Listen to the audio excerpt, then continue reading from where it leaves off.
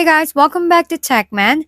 Today, let me show you how to set up Verizon Fios router.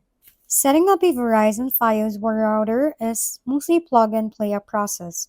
Start with unboxing the router and identifying the key ports such as the power input, Ethernet 1 or LAN ports, coax connection if required, USB port, and the reset button, then connecting it properly for your optical network terminal using either an Internet or coax cable, depending on your home setup.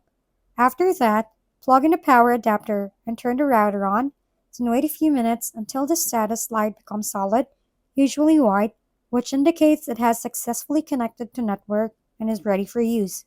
Once it's activated, you can connect your devices by selecting the Wi-Fi name, SSID printed on the router label, and entering the default password, or alternatively use an Ethernet cable for a faster wired connection without needing Wi-Fi. If you want to customize settings like Wi-Fi name or password, you can log into the router through a browser using its local IP address or manage everything through the Verizon app. Once configured, your network should be ready for stable internet use across all devices.